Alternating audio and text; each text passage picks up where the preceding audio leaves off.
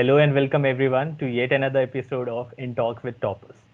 Today we have with us Ms. Lakshmi Saraf, the CAT 2019 VARC section topper from DMS IIT Delhi with an exceptional score of 99.91 percentile in the VARC section. Lakshmi, welcome and thank you so much for being a part of this session. Hi Ayush, it's a pleasure to be here. I'm really excited to share whatever insights I can with you. So, looking really forward to it.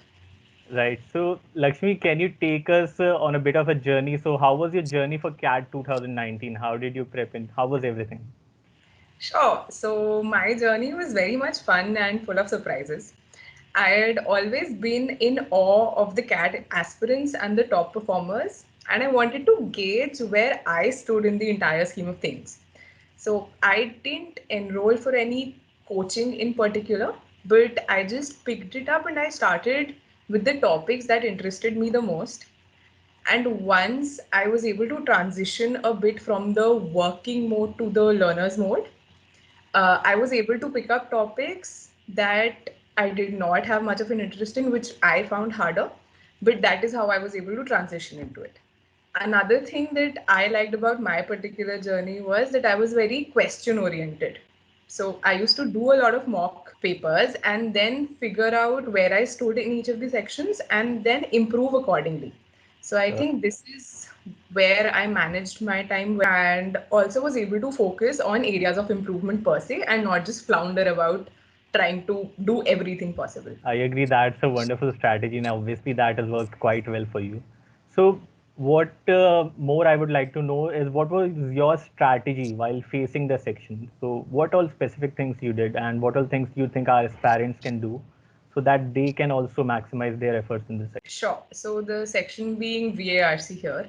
To be honest, I do pride myself a bit on my reading speed and verbal comprehension skills. So I had mentally prepared myself to attempt all possible questions. The only event in which I was not going to answer a question was if it completely went over my head.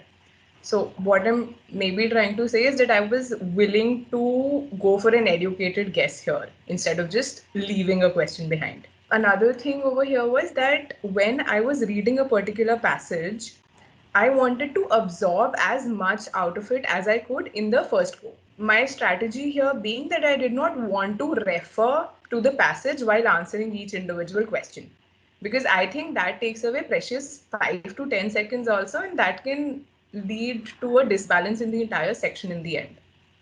So this is something that I really want to stress upon for the aspirants as well, that when you are going through the passage, do not blank out or do not get absent minded in between, that just because it's a long passage, you will read the question that is there and then figure out where the answer is in the passage. Read the passage in such a way that when you come out of it, you have a clear idea of what it was about, you have the summary in mind, and you are able to answer at least 80% of the questions that are related to the passage without actually going back and having to hunt for lines. So Right. that is one thing that I think helped me a lot in the reading comprehension part of it.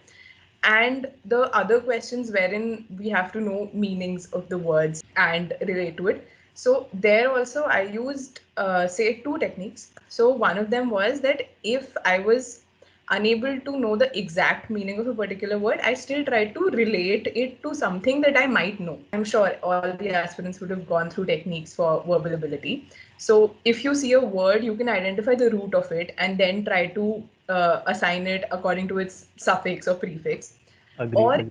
you can try to put it in a sentence and find out what kind of a connotation does it have. Is it a negative connotation? Is it positive? So just don't give up on a word just because you don't think you know it. Try to figure it out. You have a long experience behind you. You have, like, I had 24 years of experience, and somewhere I would have heard that word, and I just need to recall the context of it, and I should be able to make sense of it. Yeah. That's an excellent strategy, in my opinion, and I'm sure the aspirants can also relate to it. Also, one thing, Lakshmi, which many people will face a lot of difficulty is managing their time during this last 24-25 days, right?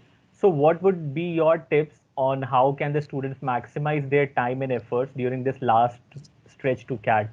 Sure. So, as we're talking about the last mile run here, Yes. try focusing on doing as many questions as possible. And the questions that you are able to do well, just like be happy about it and move on. But the questions that are your pain points or the concepts that you have not grasped so well, you will get to know about those when you're doing questions.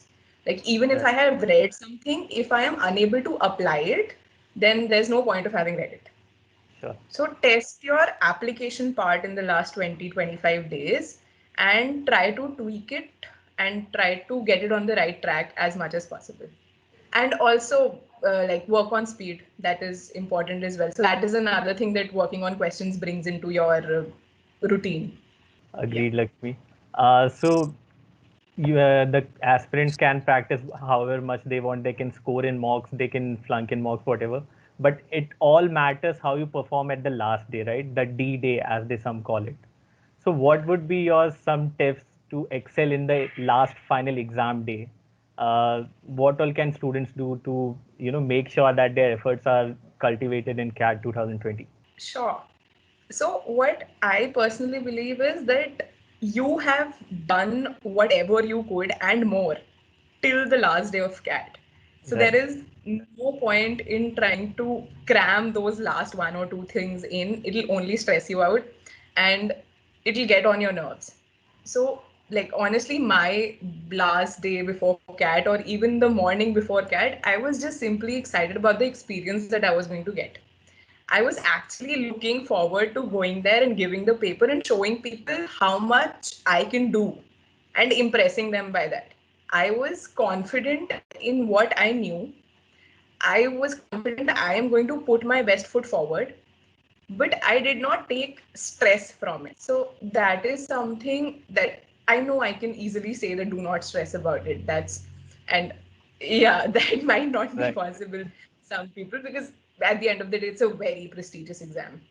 So if I were to avoid the word stress, I just want to impress upon the fact that be happy about that day. That today is the chance wherein all your efforts are going to come true and people are going to notice you. So just take that in a positive mindset and enjoy the paper. Like when I started with the VARC section, one that is dear to my own heart.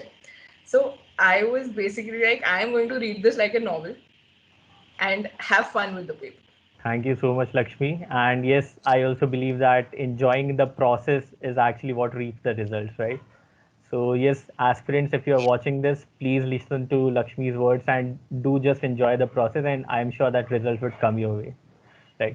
Thank you so much, Lakshmi, for being a part of this series. I'm sure the students can gain a lot of insights from this series. Students, Lakshmi is here to answer all your questions. Please post them in the chat box if you have any. Lakshmi is showing a thumbs up. So thank you. That was all for the VARC section. If you do have any questions, please post them in the chat box and we will get back to you. Thank you so much and all the best for CAT 2020. Thank you, Ayush. Thank you, DMS. And all the best to all of you out there. Have a ball.